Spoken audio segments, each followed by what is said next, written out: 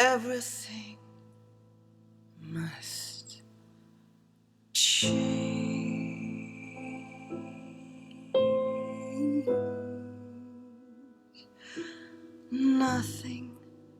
Nothing stays the same. Yeah, everyone must change.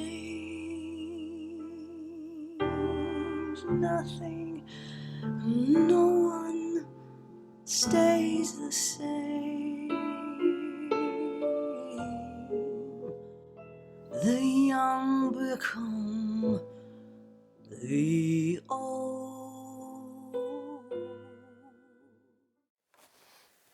Hello and welcome to Cry Me a Torch Song, the video version. I'm Piers Ford and I'm a little bit late with the May issue, but I hope you'll still enjoy the albums and voices that I've been listening to play for you today and to talk to you about today. That thoughtful, eloquent track we've just been listening to was, of course, the Nina Simone classic, Everything Must Change.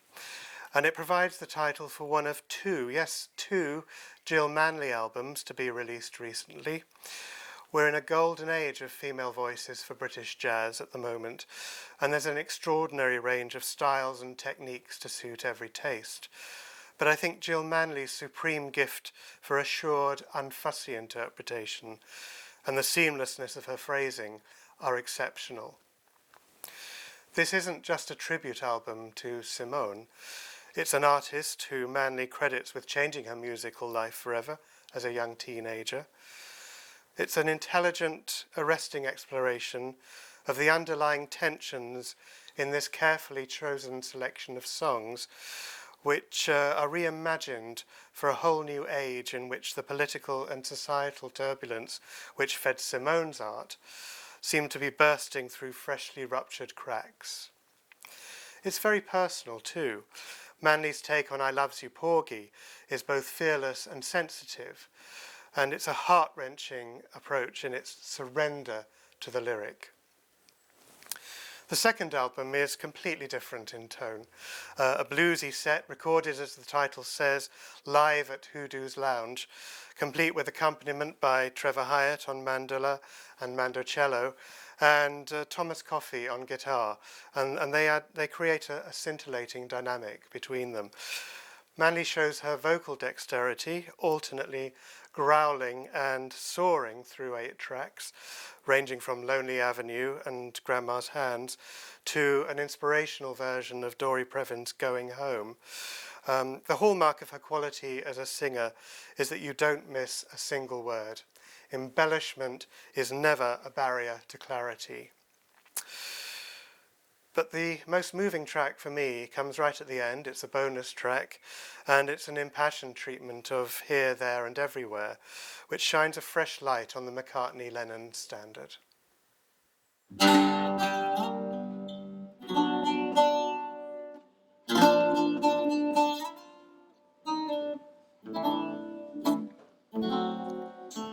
Here, making each day of the year, changing my life with a wave of his hand. Nobody can deny that there's something there.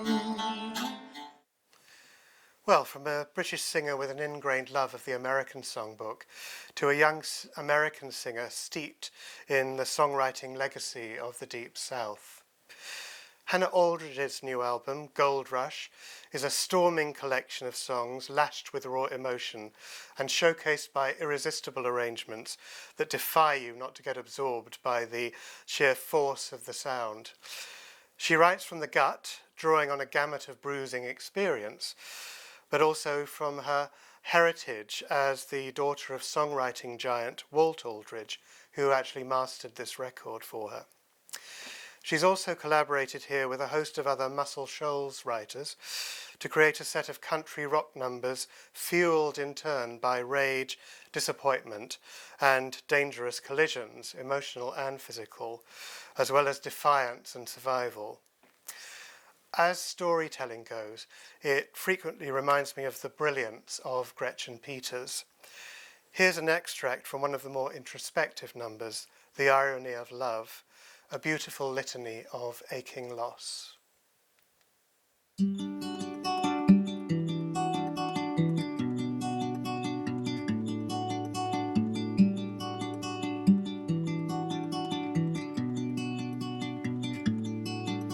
The first things that we learn are the last things we forget.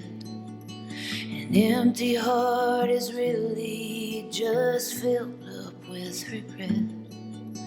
The walls that surround us we've built with our own hands. We tear them down, but stone by stone we build them back again.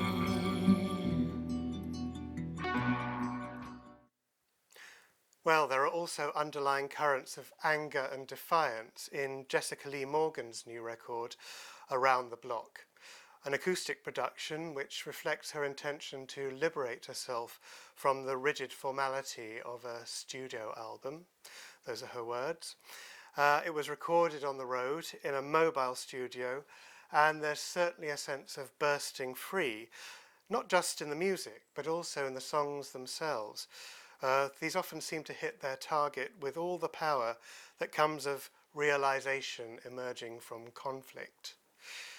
If Morgan had written, "What the hell was I thinking?"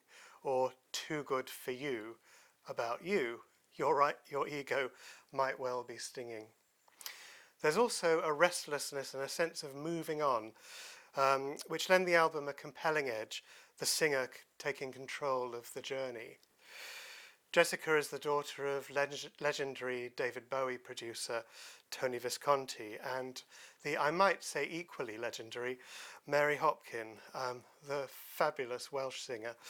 And with her brother Morgan Visconti, she's recently performed with the Bowie supergroup Holy Holy, and Around the Block is certainly rooted in that pedigree, whilst also being evidence, I think, of a singer-songwriter who's scaled a new peak of self-assurance and direction in her own work. Let's listen to a snippet of Key to Your Heart, which concludes the album, apart from a bonus track, and finds Morgan coming out of the storm and moving tentatively into the embrace of a kindred spirit.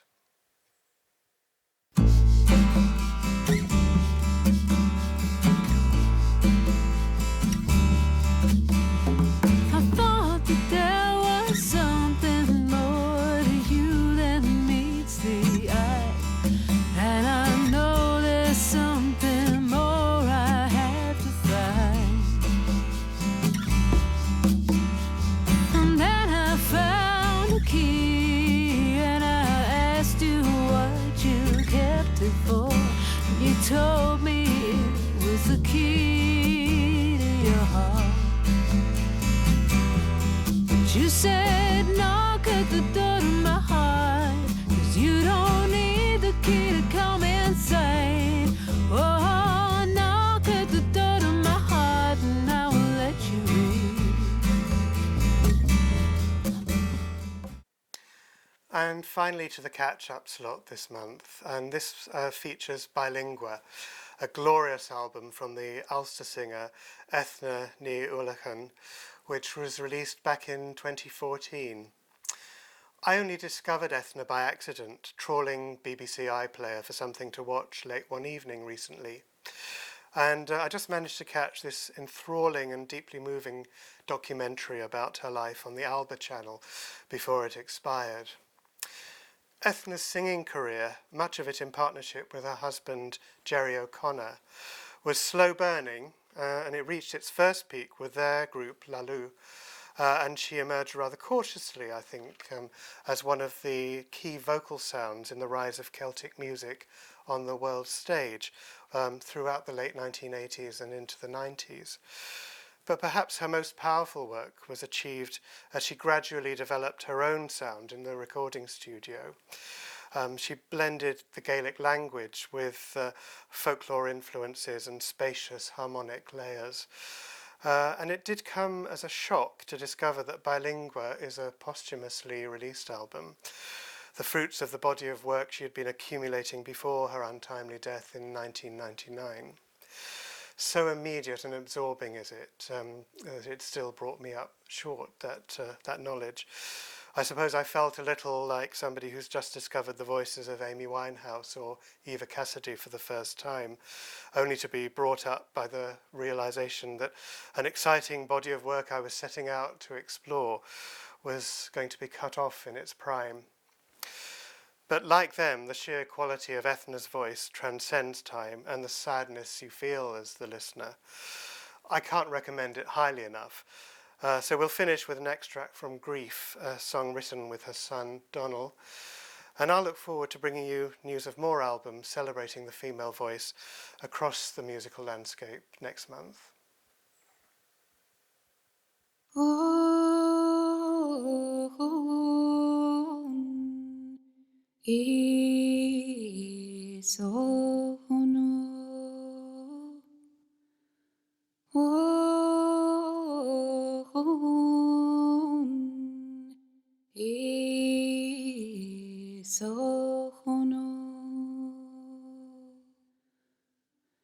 Magra go dangin ho, la do wakahu, da hab mahula